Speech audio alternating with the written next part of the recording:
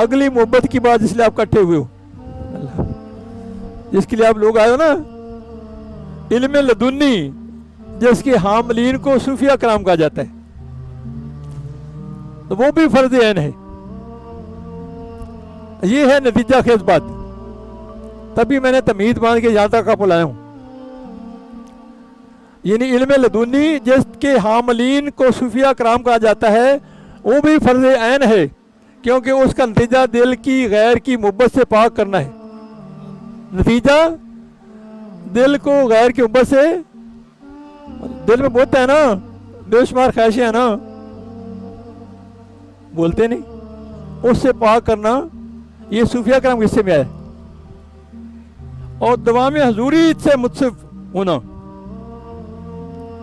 यानी दवाम हजूरी नसीब हो जाए, हमेशा की हजूरी बारगाह रब्बुल आलमीन ने हजूर पाक सल्लल्लाहु अलैहि वसल्लम की बारगाह में। हैं वो अम्बाला कहते हैं हजरत अल्लाह अल्लाह तवक्कुल शाह फरमाते कि हजूर की बारगाह में मुझे अम्बाला और मास्त कहते हैं, अल्लाह की बारगाह मेरा नाम हबीबुर रहमान है ना। यानी हजूरी में रहते हैं ना वो लोग। अल्लाह वो क्या करते हैं, दवा में हजूरी से मुझसे होना होता है। जो दम गाफल सो दम काफर, मंजिल हासिल करने की कोशिश करना है ना। सूफिया कराम क्या काम है, जो दम गाफल सो दम काफर, मुर्शिद ने समझाया हो, उस मंजिल को कोशिश हासिल करने की कोशिश करना होता है कि मेरा कोई दम गाफल ना जाए।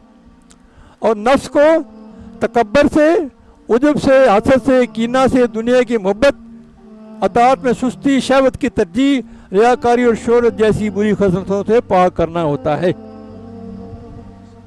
ये कितना आसान काम तो नहीं है ना कि बात मुर्शिद हाथ नहीं रान दे, दूध नहीं पकती खीर मियाँ।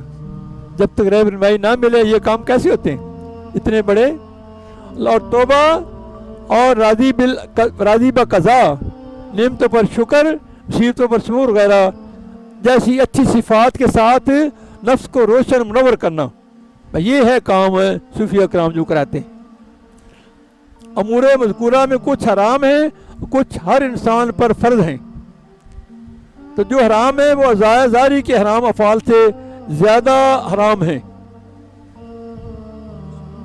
यानी जो बातनी है ना, बात समझो ना, वो ज़ारी अफ़ाल से वो ज़्यादा हराम है, और जो इनमें फ़र्ज हैं वो ज़ारी फ़राइज़ से ज़्यादा अहमियत के अमल है।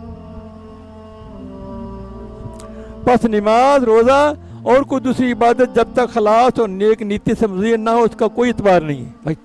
ये है बात।